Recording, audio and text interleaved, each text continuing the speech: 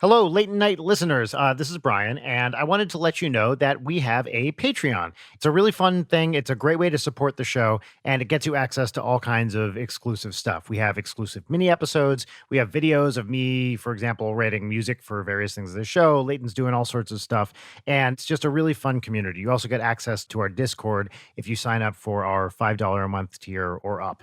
So if you like the show and you like what you hear, please check us out over on Patreon. It's really a great way to support us. Thanks so much, and enjoy Late Night with Brian Wecht. It's my Don Pardo impression.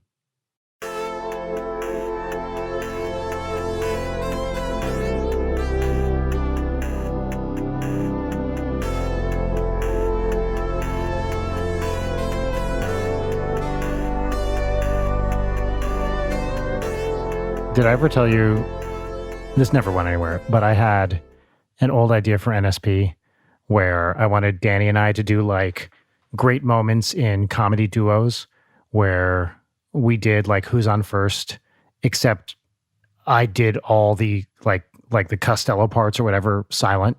So it would be half of Who's on First. You know, these baseball players today have a lot of funny names. What? I don't know. You know, that kind of thing.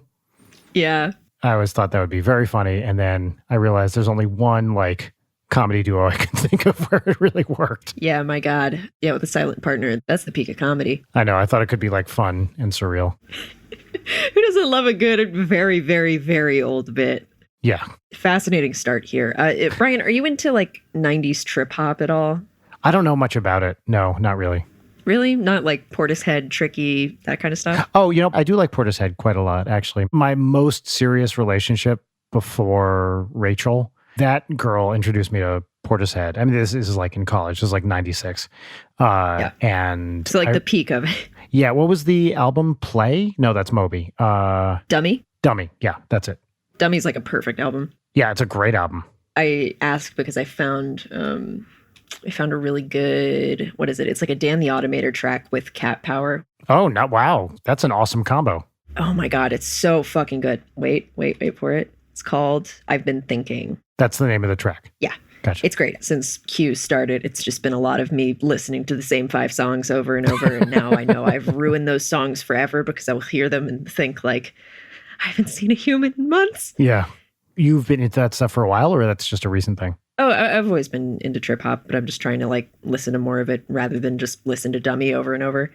You can only listen to Glory Box so many times and then only listen to the tricky track that samples Glory Box so many times. I cannot believe, so that album came out before you were born. Oh, shit. Right? Yeah. Must have. Yeah, but it had to have been, right? I was 97. Oh, 1994. 94? Okay, yeah. That totally tracks. Anyway, anyone listening who hasn't listened to Portishead, I urge you, get into it. Also, Tricky, Max and Quay is a really, really good album. What qualifies as trip hop? Like, exactly. It's like the dreamy sort of hip hop. I would say that like an evolution of it now would be considered like dream bedroom pop. I feel like it was a precursor to a lot of that, but it's just sort of like that. I would describe it as like very slow and dreamy and like sexy ? Yeah, well, Portishead is definitely sexy. Yeah, absolutely. I mean, what's the lead vocalist name? She's just I can't great. Remember her name. No, I don't know any of their names. Okay, whatever. But she's wonderful. And now I need to listen to more Cat Power because I haven't listened to her in fucking forever. She rules. She's really great. The best. Also, best name. Absolute best name. Yes, for sure.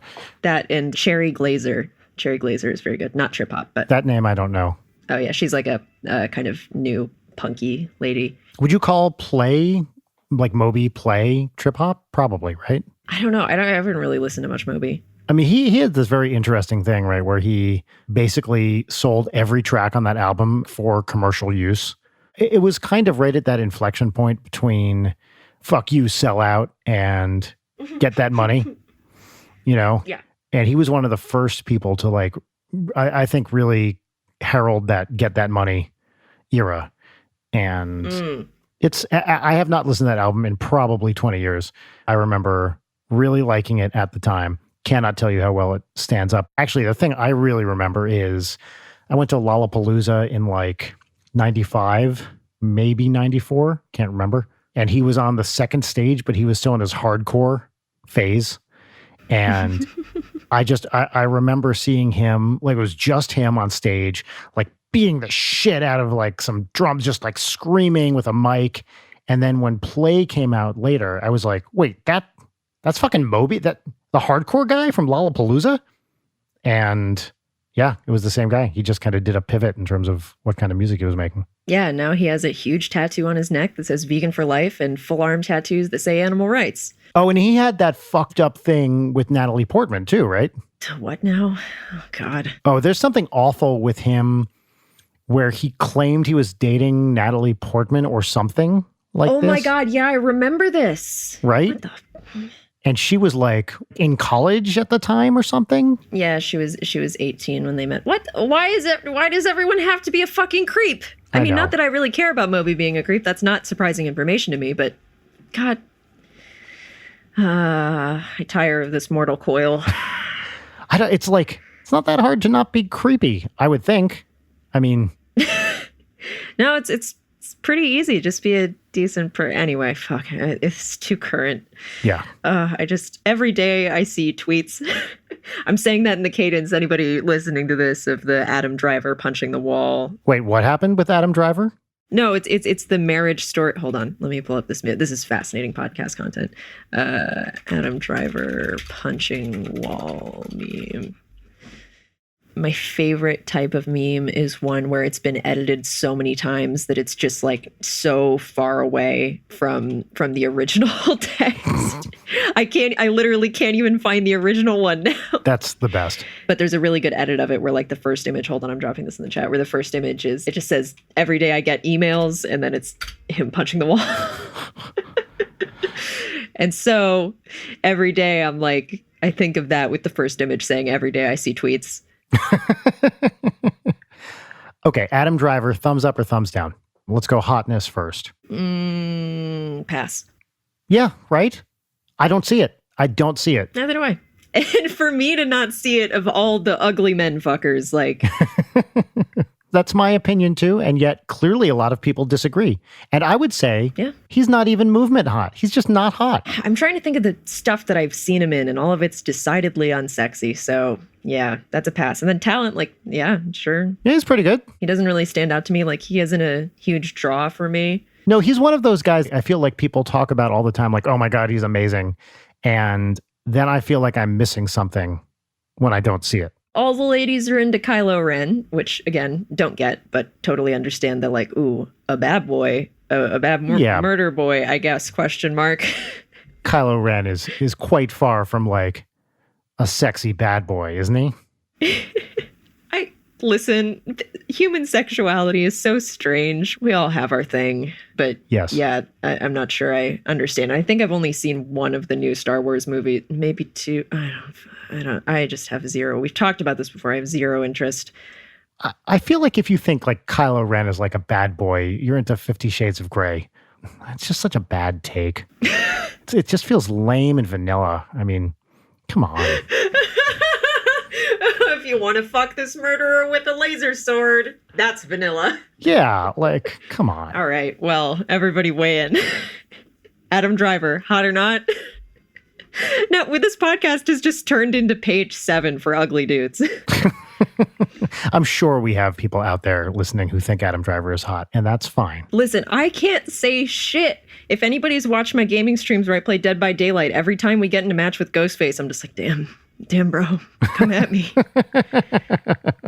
I mean, Ghostface, of course, you can't see. I mean, you see Ghostface, right? Like, you don't see his actual face, right? You just see the mask. Exactly. Right. Exactly. But that's a totally different, like, you can be like, that's hot, but you have no idea what the person looks like.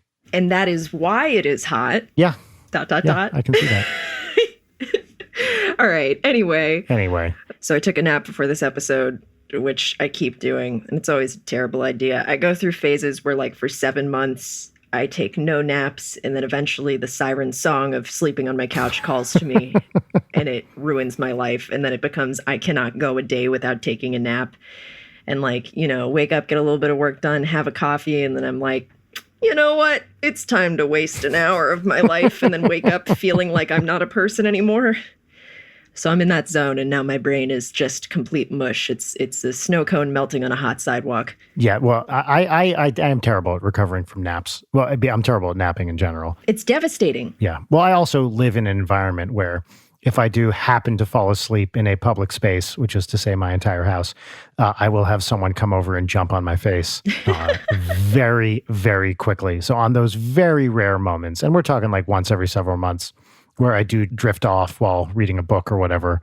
Oh, that's the best, though. It is the best until you hear, Daddy! Thwomp. What? Are you sleeping? I was. Okay, Daddy, go back to sleep. Okay, go back to sleep. I'll be quiet. Okay, bye. Da, da, da, da. Yeah, like. Yeah. I don't know if you are like this. I'll fall asleep with like some YouTube on quietly, because once I'm in bed, I knock out within like 5 minutes or whatever. Usually, mostly, aided by sleeping pills, which I have to use. Otherwise, I will lie there for 4 hours, wide awake, just ruminating about things that I said 5 years ago that I regret, and nobody else remembers but me. Yep. Oh, yeah. But I remember just like falling asleep to the TV on something just kind of like inane. It's just a great feeling. It's not an all the time thing, but there's just something very nice about it. Just like people talking in the background. Yeah, for sure. Actually, the last several nights I have fallen asleep while Rachel and I have been watching TV.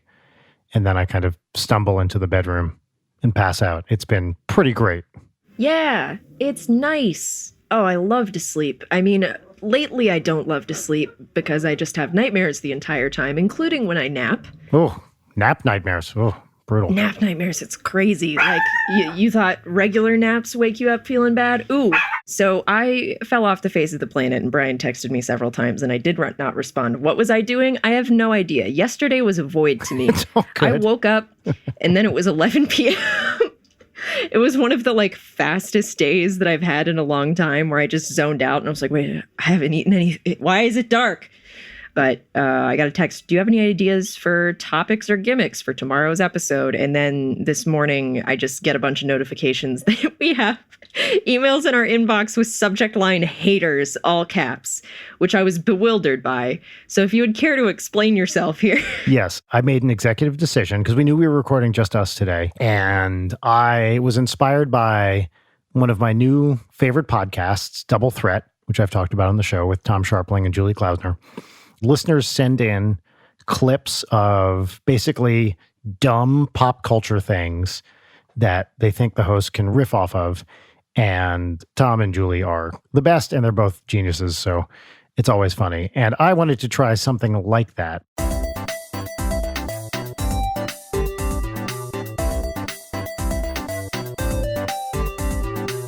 Okay, so we just spent, I don't know how long we spent doing this bit. 20 minutes, maybe? It's 20 minutes. 20 minutes of me half-heartedly reacting to things that were just mildly strange in a try-hard way, and it just wasn't a good bit. So what do I hate? It was that bit. Yeah. Nice try, Brian. Thanks. I tried something new and it flamed out, but such is life. You made an attempt. An attempt was made. I think the true winner choice would be if somebody just sent or ripped MP4 of Knives Out 2019.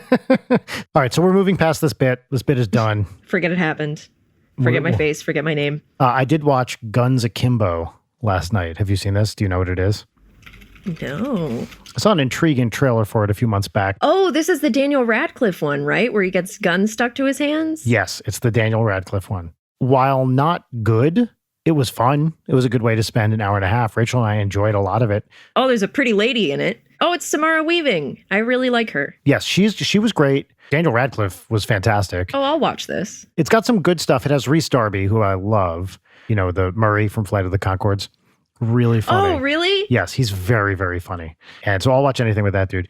But the real weakness is it has maybe the dumbest bad guy possible. It's one of these like near future dystopia kind of things where there's a company called Schism that basically like live streams battles to the death. Mm-hmm. And the idea is Daniel Radcliffe pisses them off by just like trolling. They don't really explore this that much, but he like comments a few things on their, you know, chat or whatever. And then they find him and drug him and attach his hands to guns. They're like bolted to his hands.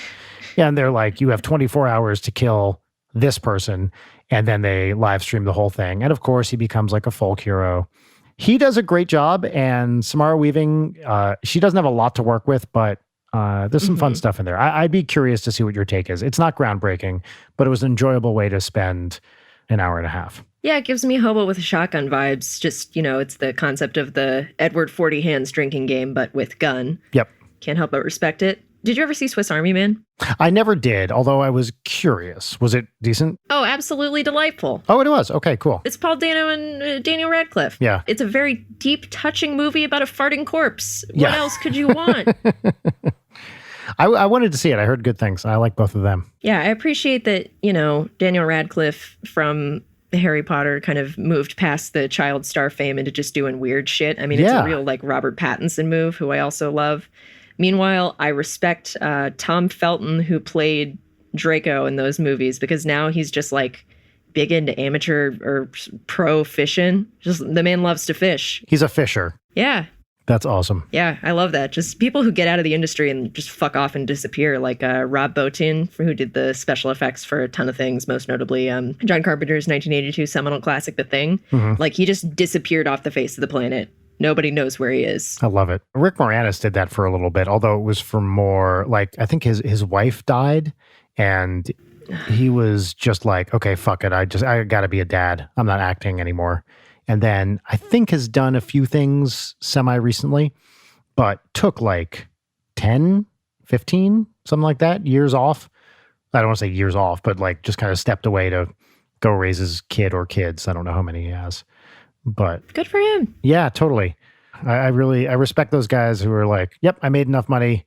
I'm going to go do something weird. Yeah. Unlike some people who they just make so much money and then they tweet 40 times a day. It's like, man, don't you want to eat caviar out of a jar or whatever cartoon rich people do? The tweeting thing is so weird to me. I do not understand these mega celebrities. And you know what? I'll include our stupid president in this, who have so many other better things they could be doing. And yet they get on social media and say dumb shit. And people care. Like, people pay attention to it. It's so dumb. Like, I don't understand it. Which only feeds the machine. I mean, it's like how everybody complains about like, why are the Kardashians famous? And it's like, because of you. Because you did this. Yeah, exactly. No, for sure. The social media blood is on your hands. Which is kind of what Guns Akimbo is about. Right. Love it. I mean, some of those people, you would think they're doing Edward 40 Hands, but with two phones glued to their hands. Oh, great joke, Leighton. I liked it. Well, thank you. I appreciate it. It's a good thing that only you and I listen to this podcast. Wait, can I tell you what the name of that movie would be if it was made 15 years ago? What? Edward Razorhands. I mean, if it was razors, that'd be way cooler. I mean, it would be a very slow movie because trying to text on those is, Especially when your other hand is a razor, right? Remember when you had to hit the button 3 times to get the letter that you wanted? That's right. I actually forgot about that. Yeah. Yeah, see, if we just took the smartphones away from everyone, and it's like, well, if you want to tweet, you got to type it on there. You're probably too young to have ever had a flip phone, right? No, I had a flip phone. I had a flip phone for a long time. How old were you? I was 10, 11 maybe. You had a flip phone when you were 10? Wow. Yeah. Well, my parents were very afraid of me getting murdered. Right. Because my mom had Nancy Grace on all the time. So that kind of thing. So I just had my shitty little pink flip phone on me, and I would take lots of pictures of just like me goofing around with my friends with underwear on our heads, holding fake lightsabers, Did it have an antenna you could pull out? No, I wish. That would have been very cool. I have it somewhere around here. I'm not sure why I have it, but I do. That's awesome. Yeah. For a project that I'm doing, I bought a bunch of like old slidey flip phones, and I bought a hot pink razor because my mom had a razor with a Justin Timberlake song as her ringtone, and I just thought razors were the coolest shit in the world. So now I just have a hot pink one around. As with all things, I might preface this by saying, you might be too young to remember this. I remember sometime around the mid-2000s when ringback tones were going to be the next big thing, and then nothing ever happened with these. You know what I'm talking about? No. So they were a thing where if you call someone, like instead of hearing it ring, you hear music or whatever playing. You got like on hold music? Yeah. It was while it was ringing, and they were called ringback tones. And For a brief period of time, maybe probably less than a year, it was like the undiscovered country of tech. And then typically no one cared and everyone just moved on. But it was going to be like customizable, you know what I mean? Like ringtones. Yeah. Okay, that's interesting. I mean, I remember, going on to the, web search function or looking at ringtones, and then you just get a $50 charge on your phone bill because you accessed the internet. Oh, yeah. But let's say that ringback tones became a whole thing. What would be your ringback tone? I would customize it depending on who was calling, of course. So I would, based on what each person would like to hear least, that's what I would put on my ringback tone. And then anybody who you don't want calling you, it's just, shrieking. Something along the lines of Lily Allen's Go Fuck Yourself. Yeah. I don't know, some like throbbing gristle where it's like, hang up the phone. You don't want to hear this shit? Hang up the phone. Yeah, like Diamanda Galas kind of stuff. Yes, for sure. Yeah, I think I would have to talk to people about what they really didn't want to hear and then customize it. Hey, what's your least favorite song? Not asking for any reason in particular. Yeah, just for no reason. Tell me a song you hate. Well, actually, Brian, tell me a song you hate. Okay, this is a good question. My threshold for hating is pretty high. I do hate Billy Joel. I hate a lot of Billy Joel songs. Don't we all? Every time I say this online, which is frequently, I get so much fucking pushback from Billy Joel superfans. They exist. There are dozens of them. Are you kidding? He like sells out, well, not anymore, but he was doing like monthly shows selling out Madison Square Garden for a while. Like they'd airlift him in from his home on Long Island and drop him off. He'd play these huge shows. He's hugely when popular. You say airlift, I'm imagining him just like in a gurney. Dangling from hangling off of a helicopter. What Billy Joel song do I hate the most? Probably For the Longest Time, which is real bad. Do you know that one? It's like the doo-wop one. Oh, yeah, I do. I thought you were going to go with Uptown Girl, which actually is genuinely used as a torture technique. Yeah, Uptown Girl is really bad. The thing is, the dude has so much talent. Oh, yeah. He's a good piano player. He can write great songs. But to me, like, contrast him with someone who is actually great, like Randy Newman, for example, who is the absolute best. Billy Joel songs lack that extra level of satire and kind of self-knowledge that Randy Newman songs always have. Randy Newman, probably one of the greatest songwriters of all time. I just absolutely love him. Billy Joel always feels pandering to me. Yeah, that's fair. I guess kind of in that same vein, I really fucking hate every Tom Petty song. You know what? I don't know much about him. We NSP covered I Won't Back Down. Really? That was Dan's choice. I don't hate that song. It just does nothing for me personally. A lot of classic rock things, I'm just like, all right, I guess. If I never hear Don't Stop Believin' ever again, I am fine with it.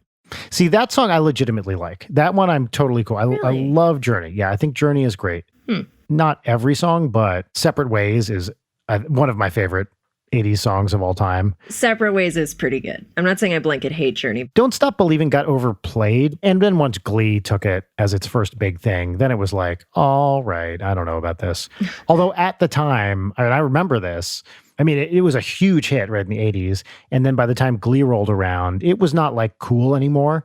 And that kicked it off again to be like a cool thing to listen to. But at the time Glee did it, it was not as overplayed as it is now. Yeah, I think there are a lot of like very overplayed songs that I don't like. Like I think Bohemian Rhapsody is a fantastic song. Yes. I do not want to listen to it. I don't want to hear it. That one for me, I can hear it infinite number of times. I just think it's amazing. It is very good. I was big into Queen when I was in like middle school. It was like a nonstop listen for me. Queen's the best. So I think I just have gotten a lot of fatigue on things. I mean, it's the same with like I fucking blanket hate 99% of Christmas songs. I do not wish to hear them. I am not a holiday person. I am not a birthday person. Holidays for me are the day where I turn off my phone, see how many edibles I can eat, make a cheese board, and then watch horror movies all day. So that's how I celebrate. But like the month of December, I try to avoid Christmas songs as much as possible, except for Last Christmas. Last Christmas is a great song. I will also point you towards the Muppets Christmas album with John Denver, which is absolutely delightful. And that is on repeat every Christmas at our house. like many times a day. It fucking rules. It's the perfect combination. I mean, I will say there are other ones that I do really like the Bare Naked Ladies, what is it? God bless these merry gentlemen, whatever the fuck. White Christmas by the Drifters, Dominic the Italian Christmas Donkey. Oh, wait a minute. I love Dominic the Italian Christmas Donkey. Are you kidding me? It's such a good song. So many people don't know this song. I can't believe we haven't discussed this. Rachel didn't know this song before I played it for her. Really? I would get so pumped when that would come on. It's the best. I remember hearing that on Z100 growing up in North Jersey. And they would play that in the 80s. And of course, having a big Italian population there, it was always a huge hit on the school bus.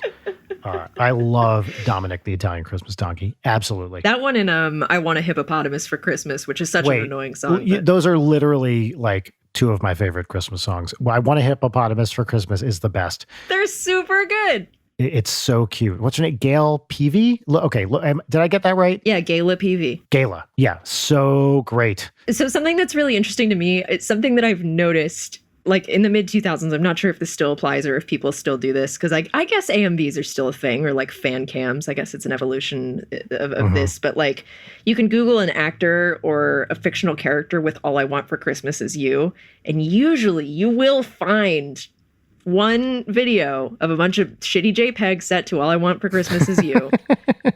I'm going to say Benedict Cumberbatch. Yeah. I feel like we should opine on whether or not these people are hot. Oh, God. Well, I remember when I was in high school and Sherlock was all the rage, I definitely thought he was hot. And now I just look back and I'm like, I don't know what I was thinking. This alien man. Real quick. Can I just say for a second? Now, you know, I don't like to say things are good or bad. I like to say they're not for me. Sherlock is a bad show. It fucking sucks shit, man. It is so stupid. And like nothing in it makes sense. It's all these dumb post hoc rationalizations. Some of the acting is fun, but wow, it's just like, it's beautiful nonsense. And I really, really dislike it. You know, I was on Tumblr for a really long time. Like I got on in like 2010 or 2011. And then I think I only left around 2017. And I, for a long period of time, was, you know, in the Sherlock fandom, read a lot of fanfics. My friends and I would get on Tiny Chat in the middle of the night. Every single time we would watch this music video of Sherlock clips set to Jizz in My Pants, Lonely Island. That's funny. That was the fucking pinnacle of comedy for us. But yeah, big old yikes on that one. It has Stephen Moffat disease, where it's like every once in a while there are these amazing flashes of brilliance, and you're like, oh shit, amazing. Like, and there's some really good moments in there, just like on his run on Doctor Who. There's some stuff that's like unbelievably great. And then to get to that part, you have to put up with these like, did you think about this moments? Like, you see this plot hole, right? Like, it's so obvious. It's one thing for a thing to have a plot hole, I'll forgive that. But when it's something that's clearly, that thinks it's really smart and has plot holes. Right, exactly, yes. I love Gone Girl, the book. I think Gillian Flynn's so talented. I love Sharp Objects, the book and the show. But the Gone Girl movie, I just like have a strong amount of hatred for. Yeah, it thinks it's so fucking smart. Exactly. And it's just like every single plot hole is so gaping and bothers me so much. If the story is about this airtight plan that totally works in the book, and then you just remove all the parts that make sense for the movie, it's like, well, why? Why would she still be covered in blood in the hospital? Yeah. I saw the movie before I read the book. Same. Because I was like, what the fuck is happening with this movie?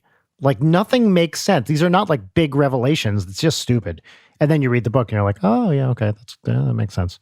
Anyway. I searched the All I Want for Christmas Is You, Benedict Cumberbatch, and we did get a hit for Tom Hiddleston, All I Want for Christmas Is You. Oh, it was made in iMovie. Oh, even better. See, this is the kind of stuff I wanted people to send in.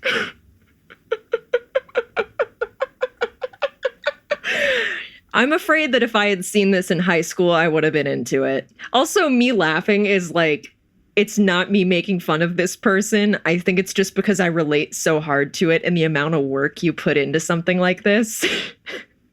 This is fucking awesome. Right? It's from like Tom Hiddleston vlogs and stuff. Yeah, and like GIFs that are slowed down. How is this not viral? This may be my favorite YouTube video now. It's just good vibes, honestly. Like the research, things that are made from a horny perspective, especially by like, young women who are just like, I am taking the time out of my day to put hours upon hours upon hours purely devoted to thirst. Yeah. I think the best art comes from either horniness or spite, sometimes both.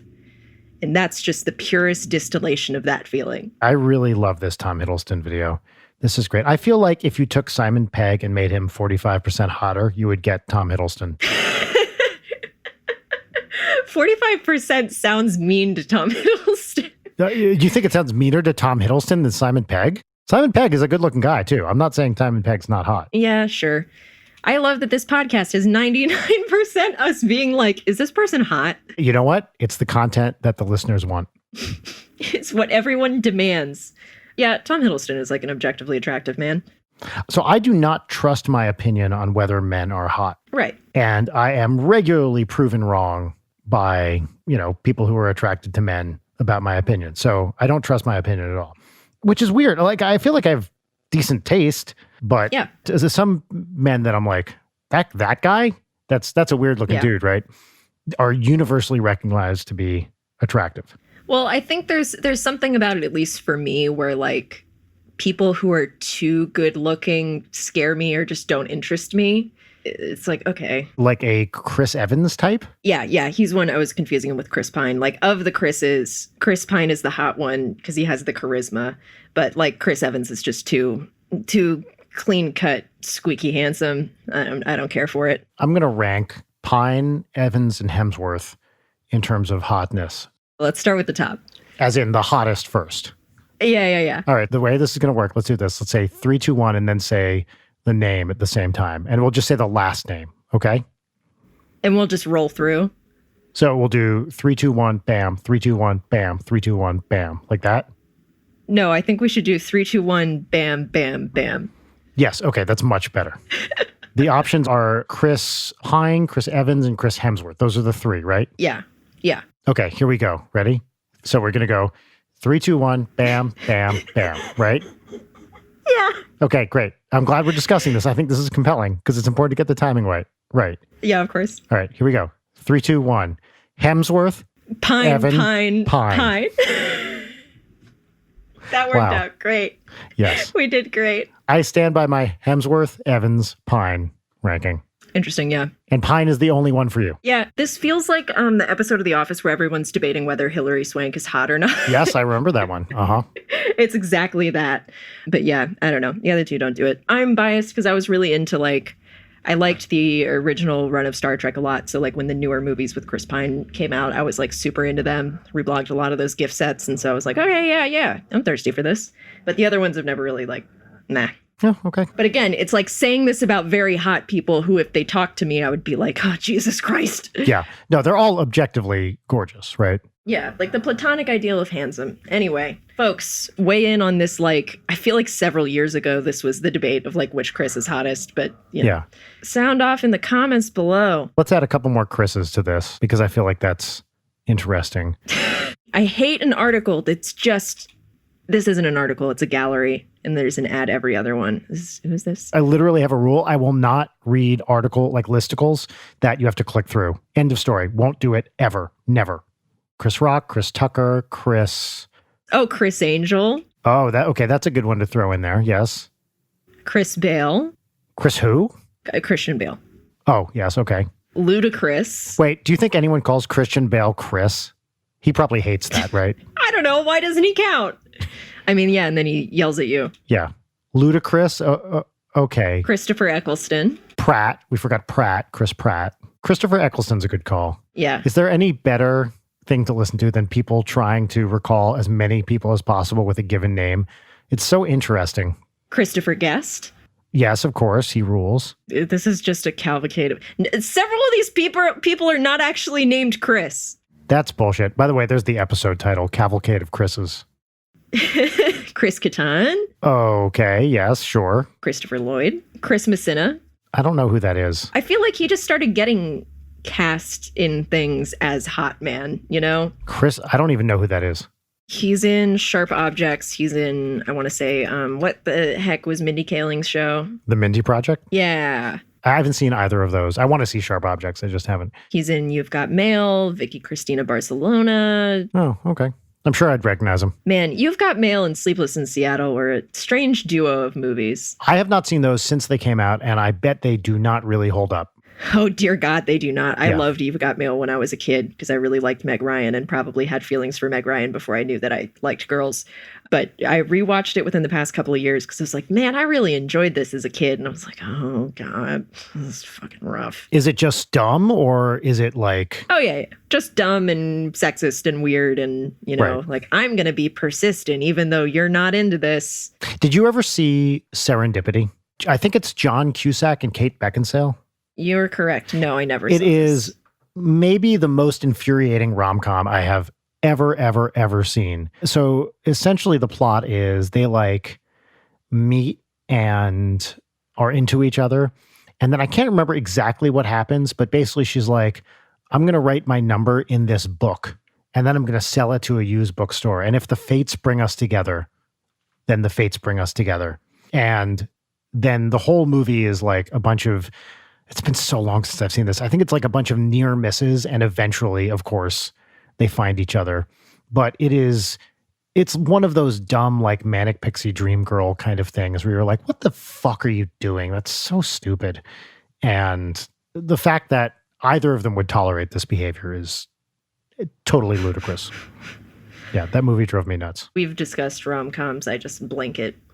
Not for me. I would rather watch women get chased around with chainsaws. Normal brain. Very normal brain. We've had a lot of good stuff here. The bit where you listed Chris's, I think, is going to be an all-timer. Just fabulous bit that's going to get cut out and, animated as we list Chris's. Yeah. By the way, I feel like we are now, I don't want to say overdue, but we are due for some animated Leighton nights. Yeah. Hey, guys, what the fuck? Why do we not have one of these yet? Yeah, I want to see one. It feels presumptuous to ask, though. It's got to be organic, Oh, yeah. Do as you will. And Lord, I'm not paying for it. Like, I'm not going to, Oh, no. No. Free labor. I feel like that'll be a sign that we've made it, is there's an animated Leighton night. Yeah. Just my hope is that it's not one of the embarrassing ones. Oh, it's going to be.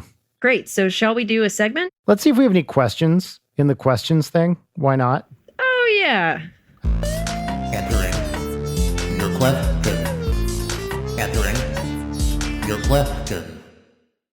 Normally we do this on a mini episode, but our latest mini episodes have been us playing word games. So yeah, do y'all hate that? They're very fun for me. Oh, I love them. But also you can't see it if you're not on our Patreon. All right, let's go to favorite cryptid. I like that. Mothman. I'm basic. I love me a Mothman. Mothman's solid, yeah. Actually, I saw that movie in the theaters, The Mothman Prophecies. Oh, The Mothman Prophecies? Yep. Where Mothman has phone sex with Richard Gere? Yes. Indrid Cold, I believe was his name, or Indrid Cole. I can't remember. Yes. I think I watched all of it and got to the last 5 minutes and was like, whatever. I thought it was good atmospheric film, but like many such films, ultimately stupid. Yeah. You know what another good cryptid is? The Mongolian deathworm. Ooh, I don't know that one. When I was a kid, I had a shirt that had a Mongolian deathworm on it. My dad worked on this show called Surface that was like a sci-fi thing where like kid finds an alien or whatever the hell. But they had like a bunch of things in wardrobe that were cryptid shirts. Mm-hmm. And so one had the Mongolian deathworm and then the other one said cryptozoologists know the truth. And I just desperately wish I still had that. Actually, okay, so additionally when I was kid, also when I was kid. When I was kid, okay. Which I'm just hearing a NoHo Hanks voice. Yes. From Barry. Yeah. This is a very meandering, hi dad, you're listening to this podcast, which, sorry. When I was a kid, there was a call for like a Heinz ketchup commercial contest. And so my dad and I made a commercial to submit and put on YouTube. And what I'm going to do right now is share with you Heinz.avi. Oh, no. Yes, please. Maybe this live reaction will work. Nope, wrong channel. The fear of accidentally pasting things into the wrong chat is into just the public chat, yeah. So strong with me. I accidentally sent a screenshot of a thing that I typed in a document to the wrong friend, and the screenshot said, all caps, "How far are you willing to go to get the cummies?" Oh, and just receiving the message that said, what? So tell me again what this is. You made this? Yeah, my dad and I wrote and shot this, and we like storyboarded it for a Heinz ketchup commercial contest. This is Little Leighton? This is Little Leighton. Oh my God. This is like, exciting. I want to say I'm 9 or 10 in this video, maybe. Wow. I have never seen like Kid You. This is exciting. Okay, great. Oh, yeah. All right. 3, 2, 1, go. I bet I can get it. 2 weeks allowance says you can't. You're on. Look, it's Bigfoot and Nessie and UFO over there. Look harder. Wait, it's just a guy on a bike. I'll accept a check. Heinz, never go anywhere without your main squeeze. What? Leighton, this is adorable. Oh my God. We'll post it on the Twitter, right? It's very precious. Listeners, if you're hearing this right now, basically the TLDR is that it's me in a shirt that says cryptozoologists know the truth, and me cheating and using a squeeze bottle to get ketchup out so I can get 2 weeks allowance or whatever the hell. But by distracting my father by saying that there's Bigfoot and Nessie and a UFO over there. This is so cute. Look at you, Kid You. I know, I'm tiny. Me and my little active theater child. You still have your face, like recognizably your face. Mm-hmm. And I sound like a little fucking chipmunk. You have a kid voice 100%. Does your dad look like you? I feel like I look more like my dad now. I think as I've gotten older, I've progressively looked more and more like both of my parents. And then I have moments where I look in the mirror and I'm like, what the fuck? This is awesome. You have so much attitude in this too. Thank you. The wow. close up on you when you're holding the French fry with the ketchup on it that's like attitude kid. Attitude City, one might say. Yeah. We bought those like glasses from Walmart, as our prop, because my dad was great. I mean, he's in the film industry, so he was really great about, actually like doing this right with the storyboards and writing it and editing it together. And so we had our prop list and all that. But my dad still has those cups that we've used since then, which would have been years and years and years and years and years and years ago. You're like legit acting in this too. It's like this is Thank you. This is very impressive for a 9 or 10-year-old or whatever you are. I was in a lot of plays as a child. I was very active for like a bit, and then I fell off of it once I was in like middle school or so. So your hair has not really changed color that much, right? It looks pretty much the same. It's definitely gotten a lot browner. I've been dyeing it since I was like 15. I see. Gotcha. Yeah, it's like sandy is probably it, but yeah, I've just been trying to maintain that youthful blonde glow. I'm so happy you shared this. I love it. I love seeing friends Yeah. as kids. I think it's so cute. Oh, it's the fucking best. Yeah, seeing you as a child with your grandpa glasses, really delightful. Oh yeah. Have you seen any pictures of young Brian smiling? No, I don't think so. Well, let's just say it is merely a slack-jawed open mouth because for whatever reason, I was unable to smile in a picture. Let me see if I can find any creepy images of people sharing things that you've posted as a child. I have one picture in particular I'm thinking of where I look like a complete moron. I found one. Well, am I wearing a red sweater? Nope, but that one was right next to it. Wait, what did you search? Hold on. Tell me the picture you're looking at. I searched Brian Wecht as a child, and actually a Dream Daddy thing came up. Oh, yep. That actually, the first one you sent where I'm wearing my little suit, I am actually smiling, but that second one is more like what I'm talking about. That was taken, I don't even remember, maybe at a local church or something. And that is, of course, a fake library book drop behind us. Oh, of course. And yep, there I am, Mr. Style. Incredible. I remember it might have been my like third grade pictures. The night before I was taking a shower and I was like, oh man, adults use razors. Oh no. Is there any way I can use razors without my parents figuring it out? And my brain was like, I know where they won't see it. My eyebrows. What? And so I shaved off the ends of my eyebrows. So I had like little Spock brows. Oh my and God. then the school picture is me with Spock brows. I had very light blonde eyebrows, so it wasn't super noticeable. But it was definitely like, you fucking idiot. You thought nobody was going to notice if you shaved off half your eyebrows? Oh my God. Audrey just like within the past week she was taking a shower and then we hear, Mommy, Daddy, I used a razor. And we were like, ah! And Rachel had left one of her razors, like, I don't know, in an accessible place. And Audrey had run it slightly along like one tiny part of her leg. And it was totally fine. She didn't even cut herself. Yeah. But we had to do one of those things where we were like, don't use razors. We had a couple fun kid moments recently. One was, Daddy, do you know what you'd have to do if you pooped from your eyes? And I, in the other room, I was like, are you sticking your head in the toilet? And she goes, yeah.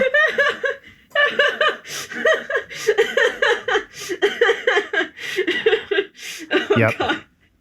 That's a 6-year-old for you. Oh, no. They don't have the best judgment. Shocking. Oh, I didn't say my favorite cryptids. It's all largely based on places I've lived. Jersey Devil, way up there. Oh, so good. Yeah, you got to have the Jersey Devil. Do you know Champ?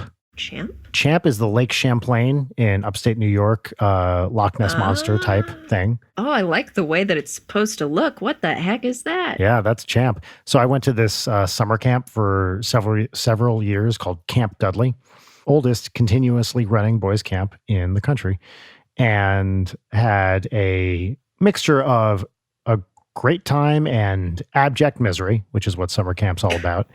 I mean, yeah, it's the typical hello mother, hello father. Oh God, yeah. And this was like, you know, as I've discussed, I was neither athletic nor popular.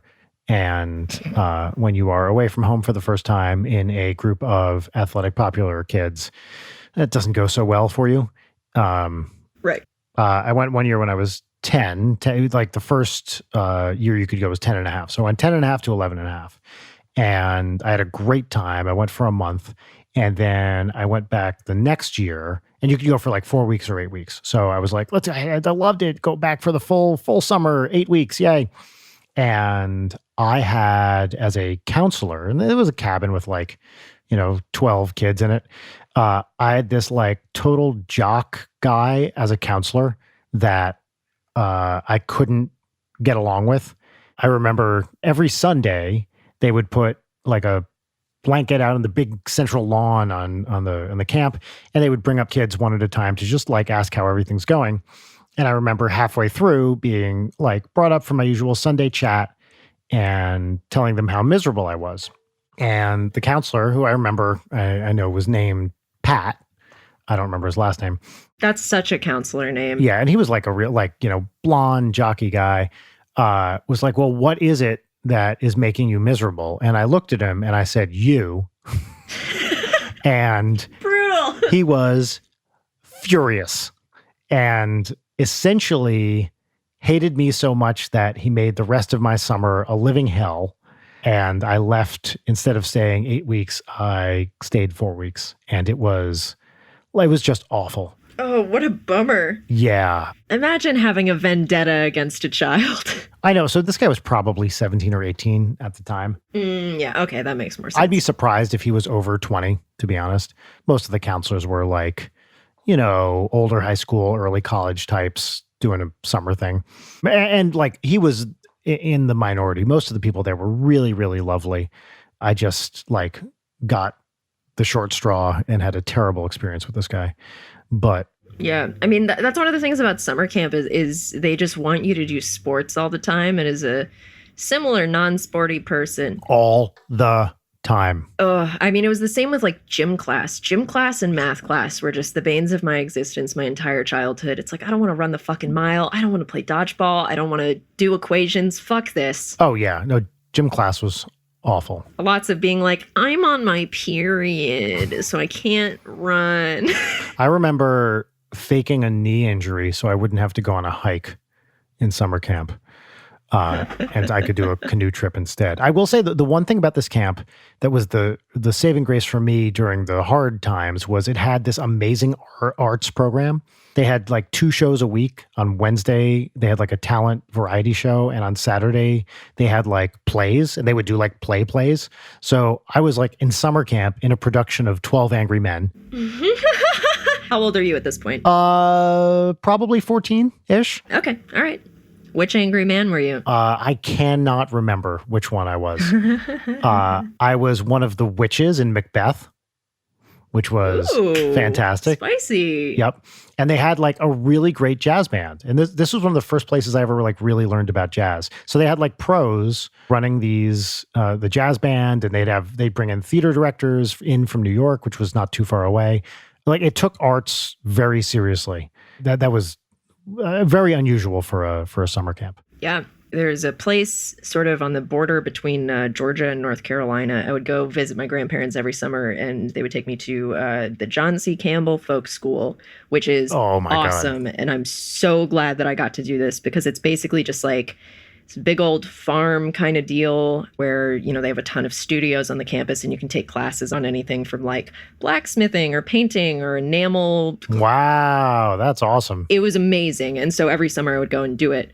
And I took so many classes there. I can't believe I never took a blacksmithing class because I would have loved to make a knife. Oh, that would be the best. But you could throw clay and do pottery. There was a class where you could make kaleidoscopes, which I never took, but like it was genuine welding with that. There's jewelry, woodworking, whatever.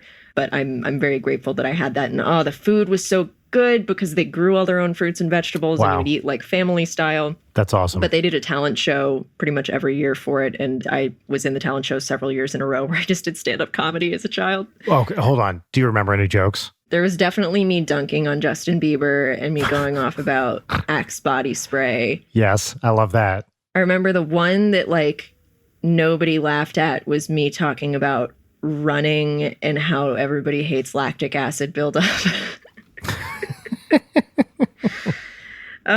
People really just don't go for drops of lactic acid. That's great. But yeah, people liked it. It was at the point where I was still really, really shy. So it was like very out of my, purview or character to be doing that at that point. But yeah, it was really fun. I would love to go back there someday because it's just beautiful. And there's a place as you're driving onto the quote unquote campus, which really is just a big farm. There's this place called Clay's Corner. That's a gas station that's themed around possums. What? It's entirely themed around possums. And every Friday, all the old men in the town, which is literally just one intersection, it's called Brasstown. They go in and they play banjo music. Like straight up, they just sit around and play banjos. But yeah, they sell just a bunch of novelty like, you get some canned possum. But every year they used to do on New Year's Eve, they would do a possum drop instead of like the ball drop where they would put a possum in a cage and drop it. And then it got shut down by PETA. And so in the back, they have a bunch of like framed stuff from PETA and like newspapers about how they made them stop. Wow.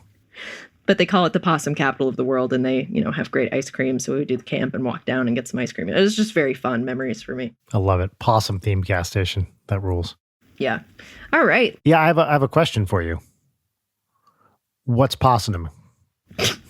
And I couldn't even say it correctly. I said possum. I was trying to say possuming, and it came out wrong. And I'm not going to redo it. What's possuming? What's poppin'? What's poppin'? What's possuming for me is... Oh, bless you, maybe. Ew, I have like dog snot on me. What the fuck? She's sitting on my lap and she just gave like a hard sneeze and now I'm covered in dog snot. What the heck, man? You're supposed to cover your mouth. Dog sneezing and farting is the absolute best. Coco has now reached a point in her life. Almost any time she moves, she farts. So our life is now filled with old dog farts, which generally don't smell bad. It's just, it's like, you hear... It's a joy. Oh, beautiful. What's possuming for me is I watched Michael Mann's Manhunter this week. Oh, yeah. It's great. Brian Cox. I've never watched a Michael Mann movie before. I thought it was fucking fantastic. The synth score was so good, just beautiful shot comps. Like the story moves. I've read all of the like Thomas Harris, like Silence of the Lambs, Red Dragon books, and like so faithful to it, but also while being like really economical about the story and like respecting the audience's time and like intelligence of like, we're not going to spell every single thing out for you. And just a movie whose climax is set to In-A-Gadda-Da-Vida. Right. Is incredible. So I've been listening to that soundtrack this week just because I love that fat fucking synth. Get a little bit of pan flute in there. Oh, it's really, really good. I'm going to watch some more Michael Mann movies, I think. I'm a Brian Cox fan. I love Brian Cox. He's fantastic. Which one is? He's Lecter. Oh, yes. I didn't even realize that it was him. And he did so great. Because he's so young. Yeah, he is a baby, and he's just like a perfect Lecter. Like I was talking about this with someone, Anthony Hopkins, of course, is fucking incredible, like commanding presence, but he's a little too like over the top creepy. A little hammy. Yeah, where like Brian Cox felt like that was the line. I was rewatching the scene where he's making the phone call and like kind of messing with the electronics in the phone and asking for Will's address. Like it's very good. And it's interesting because I loved the NBC Hannibal TV show. And it's such two opposite ends of very subtle and then just completely campy over the top. Yeah. That show's a special thing. Have you watched Succession? No, I want to because I love Brian Cox. I want to see it, but I haven't seen it. Yeah, he's super, super good in it. I mean, everyone's really good on that show. And it's another one where it's like just the right amount of trash. Have you seen that video? It's from many years ago now where he's doing some Shakespeare monologue. He's doing like To Be or Not to Be to his 2-year-old grandson or something. No. It's really cute. That's sweet. Yeah. I like that. Brian. Yes. What's possuming? What's possuming for me is I have been watching the Doom Patrol TV series. So HBO just now is HBO Max. I still don't understand what the difference is between the various HBO platforms. Yeah, it's just confusing. They just want your money. Yeah, but HBO Max now has a bunch of other like streaming platforms, which are presumably owned by Warner Brothers as part of it, including Crunchyroll and DC Universe. So I was just kind of scrolling through and I saw Doom Patrol, which has Brendan Fraser and Matt Bomer, both of whom I really like. It's got a good core cast. It's like a comic book thing, but it's fun. It's a little anarchic. Oh, it's got Alan Tudyk, who rules. Oh, I haven't seen him in anything in a hot fucking second. He does a lot of stuff here and there, but he's like the main bad guy, Mr. Nobody in this. I don't know anything about Doom Patrol. Oh, and he's such a good bad guy. He's great. He's the narrator too. Right away, I was like, oh, this is fun and it's not stupid. I've only seen 3 episodes. But I really, really enjoyed it. Apparently the second season just started. I'm only 3 episodes into the first season, but I thought it was really fun. Oh, that's awesome. It's so great to have a show that you have things left of. Yeah, for sure. I'm flush with content. Anything is possible. Done. Did it. Got him. There is the episode title. Anything's possible. But it's possum ... Yeah. So yeah, Doom Patrol. I really, really liked it, and I recommend it. It's so rare to find like a good comic book thing that isn't dumb. Legion is another example of this. I've only seen the first season, but I thought that was smart and kind of weird and surreal, and not in a stupid way. I don't know anything about Legion. Legion is like an X-Men thing, and the main guy is Dan Stevens from Downton Abbey, and like we were talking about last week with Janina, Eurovision. He's great. Ah, yes, okay. Jermaine Clement is in it. It's got a bunch of other really great. Bill Irwin, who is incredible. A bunch of other fun actors. Katie Aselton.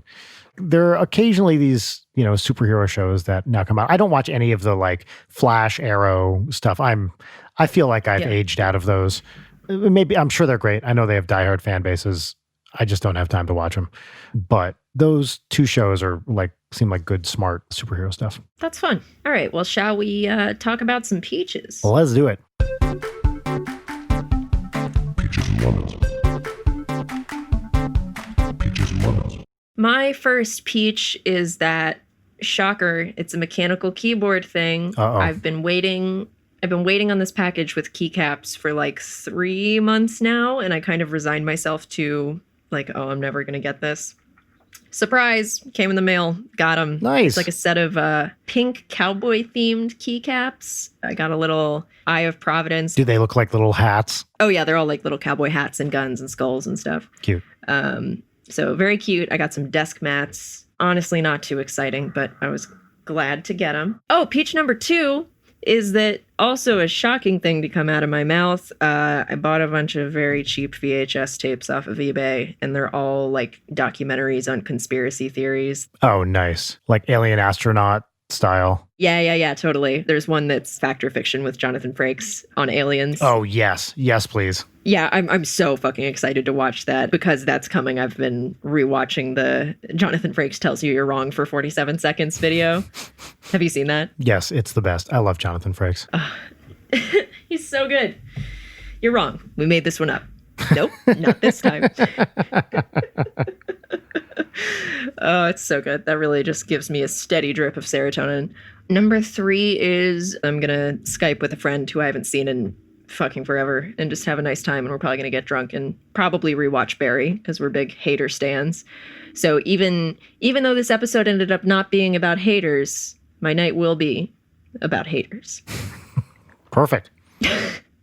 Great. Brian, what are your peaches? Number 1 is I have been having some internet connectivity issues in my little garage studio here, which a couple weeks ago was like, I fixed it. Well, I didn't fix it.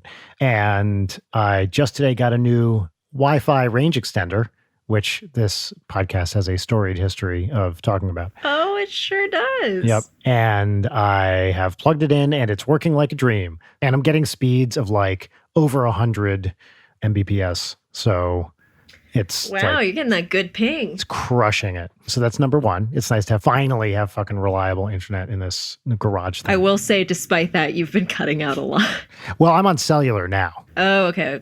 It's been the same for you because I think probably they were streaming stuff inside or something. Peach number 2 is, I for a while, like I had plans for this year, which got derailed for who knows why.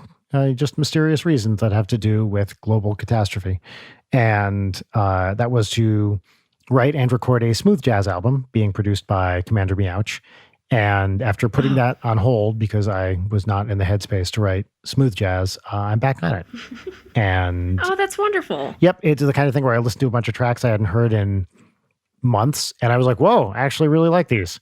So I am excited about that. And hopefully the goal is to finish it like, in the next month or so. That's rad. In terms of the writing stuff. Yeah. Send me some of that shit. I will. Absolutely. Yeah. I'm going to harass Meech about that.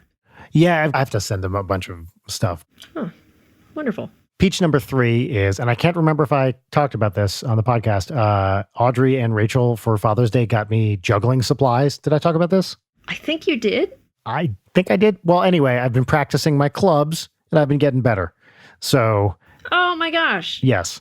Will you post a juggling video on tier 3 for Patreon? Once I can do it in a non-embarrassing way, that is to say, have some semblance of control over my juggling. Yes. And I don't think that's super far off, but it is definitely not a thing at the moment. I used to be able to do them real well when I was in like high school, but that was 30 years ago. So it's been a while, a little bit less, but about 30 years ago. Like riding a bike or throwing bikes up into the air. Well, I actually am surprised that I was not completely fucking horrible at it from the get-go. Like something stuck around, but it turns out when you don't practice something for 30 years, you get less good at it. Wild. Yeah, right. But it's kind of coming back, and Audrey has been trying to juggle clubs, which is cute/terrifying because I've given my daughter a weapon that she can bonk. That she's learning to throw up in the air. Yeah, like I don't even know how many times I've had to say, don't touch the dog with that. Oh, Coco loves it. Oh, Coco loves it. Dogs love little kids because little kids are always so respectful to the dog. Dogs love loud noises, throwing things. I don't know about you, but I hurl my phone around as if it will never break. So like I'll toss it on my couch or on the ground or whatever. But every time I throw it over at my couch, every fucking time, Mavy's like, a toy? And then it lands right near her and she screams. Like, awesome. Bro, you ran into this. I threw this not meaning to hit you and you ran right for it. What did you think was going to happen? Like, I love her, but there is nothing between the ears. Coco is equally stupid. In fact, to the extent where my new nickname for her is Stoops, because she is so stupid. And Rachel told you that you shouldn't call your dog stupid in front of your Yes, child. Rachel did tell me that, but it has not changed my behavior. And she has no hunting or food instinct at all, to the extent where you'll do the thing where you like throw a piece of food near her and she just looks near it. And you're like, Coco, there's the food. It's in front of you. And she's just kind of looking around. And you have to push her head down gently, to get near it. And then she eventually eats it. We have squirrels in our backyard that, to say they are not afraid of the dog would be an understatement. They actively taunt her and she can't tell because they like run near her and she doesn't even notice. I've never had a dog with less of a killer instinct than than Coco. She just does not see predation. It's really a sight to behold. That's fascinating. Those squirrels are going to climb up on her like velociraptors on a T-Rex. We have like a pair of turtle doves that they live in some tree in our backyard or something. She has walked within 2 feet of one and the bird did not move. It just kind of stood there because at this point they're like, she's not even going to notice. I have never seen a bird stay so close to a dog before. It's nothing. Like even Death wish. Even this idiot turtle dove knows that my dog is not to be feared. Life with Coco. I think on the opposite end of the spectrum, when I was a kid, we had a mockingbird nest in a tree in our backyard. Those things are fucking mean. They would just go outside and they dive bomb us. Oh, really? Get away from my children! Yeah. Just the worst. Like evil little creatures. It's like, you think hummingbirds are really cute and sweet, and then you actually see hummingbirds all the time and they just constantly attack each other and fuck. Like they make the worst sound in the world. And all I do is I just see them. They're terrifying. They've got those little spears. They're like a little swordfish, but in the air. Airborne swordfish. Oh, God bless it. Yeah. We're at the tail end of this relaxed fit episode. Who knows how long it's going to be? Could be half an hour. Could be 2. It's like a lazy river. I don't know. Have fun, Jarek. I feel like usually we're a little bit more... What the fuck am I saying? This podcast is mostly bullshit, but it's us on inner tubes going through a lazy river in a circle and we float past Tom Hiddleston in a Christmas hat. Well, I feel like normally when we have a guest, we have to put on metaphorical pants. And right now, like those metaphorical pants are off and everything's hanging loose. Yeah, we're just chilling. We got a margarita in hand. God, I would love a margarita right now. Oh my God. All right. Well, I'm going to go stare into space, I guess. So everyone listening, hope you're well. Stay safe. Be gentle with yourself. Enjoy this episode. I don't know. Let us know what you think. Yeah. Have fun. We did. Yeah. This is a very chill Thursday. It's Thursday. Time is fake. I don't know what Thursday. It's Thursday. It's definitely Thursday. It's #Thursday. Oh, it's Out of Touch Thursday. Perfect. Are you familiar with Out of Touch Thursday? No, I thought you just made that up and I love it. No, hold on. Okay, before we go, one last thing. Is this coming into the chat? Yeah, it's in the chat. This is great. Yes. I love it very much. Out of Touch continues to be a bop and will always be a bop. Oh, yeah. It's a great song. It's the best. All right. Anyway, happy Out of Touch Thursday, everyone, even though it's probably Friday where you are now. Doesn't matter. You can always hold Out of Touch Thursday in your heart. Carry those vibes with you. That's right. Keep those beautiful anime girls dancing out of touch in your heart and in your soul. Stay out of touch. Yeah. Just like us. This is the end of the podcast. Goodbye. Bye. Leighton Night is produced by Brian Wecht, Leighton Gray, and Jarek Centeno. Follow us on Twitter at Leighton Night, on Instagram at Leighton_Night, or email us at leightonnight@gmail.com.